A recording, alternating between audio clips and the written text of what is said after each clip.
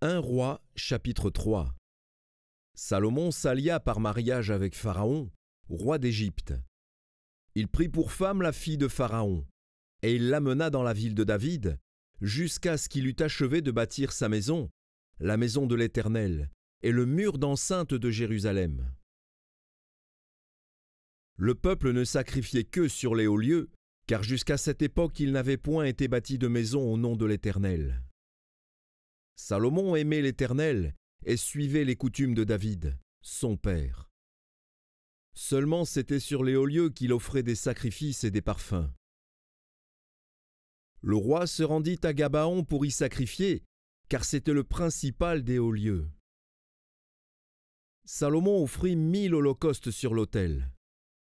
À Gabaon, l'Éternel apparut en songe à Salomon pendant la nuit, et Dieu lui dit : « Demande ce que tu veux, je te le donne. » Salomon répondit : « Tu as traité avec une grande bienveillance ton serviteur David, mon père, parce qu'il marchait en ta présence dans la fidélité, dans la justice et dans la droiture de cœur envers toi.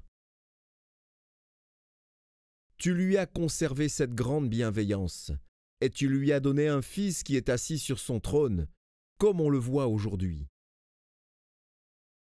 Maintenant, Éternel mon Dieu, tu as fait régner ton serviteur à la place de David, mon père. Et moi je ne suis qu'un jeune homme, je n'ai point d'expérience. Ton serviteur est au milieu du peuple que tu as choisi, peuple immense, qui ne peut être ni compté ni nombré, à cause de sa multitude. Accorde donc à ton serviteur un cœur intelligent pour juger ton peuple, pour discerner le bien du mal. Car qui pourrait juger ton peuple, ce peuple si nombreux ? » Cette demande de Salomon plut au Seigneur. Et Dieu lui dit : « Puisque c'est là ce que tu demandes, puisque tu ne demandes pour toi ni une longue vie, ni les richesses, ni la mort de tes ennemis, et que tu demandes de l'intelligence pour exercer la justice, voici, j'agirai selon ta parole. Je te donnerai un cœur sage et intelligent, de telle sorte qu'il n'y aura eu personne avant toi et qu'on ne verra jamais personne de semblable à toi. Je te donnerai, en outre, ce que tu n'as pas demandé, des richesses et de la gloire, de telle sorte qu'il n'y aura pendant toute ta vie aucun roi qui soit ton pareil. Et si tu marches dans mes voies, en observant mes lois et mes commandements, comme l'a fait David, ton père, je prolongerai tes jours. »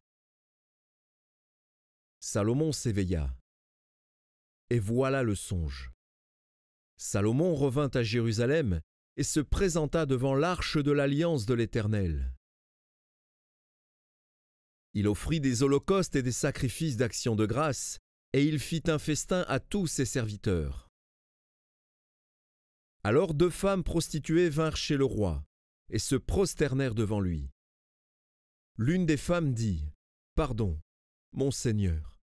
Moi et cette femme nous demeurions dans la même maison, et je suis accouchée près d'elle dans la maison. 3 jours après, cette femme est aussi accouchée. Nous habitions ensemble, aucun étranger n'était avec nous dans la maison, il n'y avait que nous 2. Le fils de cette femme est mort pendant la nuit, parce qu'elle s'était couchée sur lui. Elle s'est levée au milieu de la nuit, elle a pris mon fils à mes côtés tandis que ta servante dormait, et elle l'a couché dans son sein. Et son fils qui était mort, elle l'a couché dans mon sein. Le matin, je me suis levé pour allaiter mon fils, et voici, il était mort. Je l'ai regardé attentivement le matin, et voici, ce n'était pas mon fils que j'avais enfanté. L'autre femme dit : « Au contraire, c'est mon fils qui est vivant, et c'est ton fils qui est mort. » Mais la première répliqua : « Nullement, c'est ton fils qui est mort, et c'est mon fils qui est vivant. » C'est ainsi qu'elles parlèrent devant le roi. Le roi dit : « L'une dit : c'est mon fils qui est vivant, et c'est ton fils qui est mort. » Et l'autre dit : « Nullement, c'est ton fils qui est mort, et c'est mon fils qui est vivant. » Puis il ajouta, « Apportez-moi une épée. » On apporta une épée devant le roi. Et le roi dit, « Coupez en deux l'enfant qui vit, et donnez-en la moitié à l'une et la moitié à l'autre. » Alors la femme dont le fils était vivant sentit ses entrailles s'émouvoir pour son fils, et elle dit au roi, « Ah, mon Seigneur, donnez-lui l'enfant qui vit, et ne le faites point mourir. » Mais l'autre dit, « Il ne sera ni à moi ni à toi, coupez-le. » Et le roi, prenant la parole, dit, « Donnez à la première l'enfant qui vit, et ne le faites point mourir. C'est elle qui est sa mère. » Tout Israël apprit le jugement que le roi avait prononcé.